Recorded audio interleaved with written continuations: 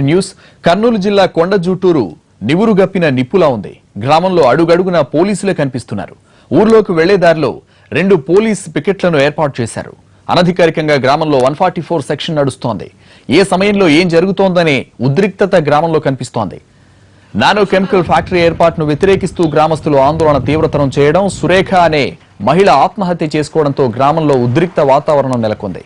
దీంతో ముందస్తు చర్యగా భారీ ఎత్తున పోలీసులు మోహరించారు. గ్రామంలో మానవ హక్కుల సంఘం నేతలు పర్యటిస్తున్నారు. మరి కాసేపట్లో మంత్రి ఏరాసు ప్రతాప్ రెడ్డి కూడా కొండజూటూరులో పర్యటించనున్నారు.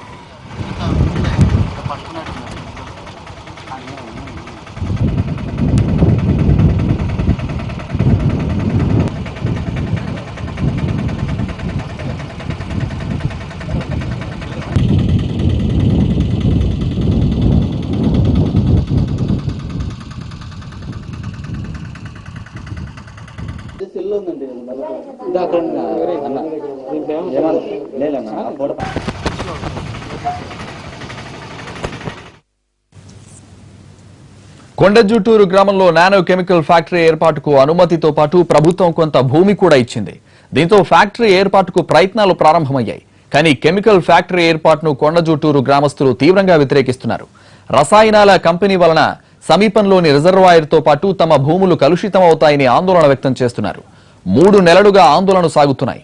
ఇటీవల ప్రజాభిప్రాయ సేకరణకు వచ్చిన అధికారులపై గ్రామస్తులు తిరగబడ్డారు. దీంతో అధికారులపై దాడి చేశారంటూ గ్రామంలో కొందరిపై కేసులు నమోదయ్యాయి. తప్పుడు కేసులతో పోలీసులు వేధిస్తున్నారంటూ శుక్రవారం సురేఖ అనే మహిళ ఆత్మహత్య చేసుకుంది. దీంతో కొండజూటూరు గ్రామం భగ్గుమంది. పాణ్యం పోలీస్ స్టేషన్తో పాటు జాతీయ రహదారి 40ను గ్రామస్తులు దిగ్బంధించారు. దీంతో పోలీసులు రంగంలోకి దిగారు. కొండజూటూరు గ్రామంలో ఉద్రిక్తతలు చెలరేయకుండా పహారా కాస్తున్నారు.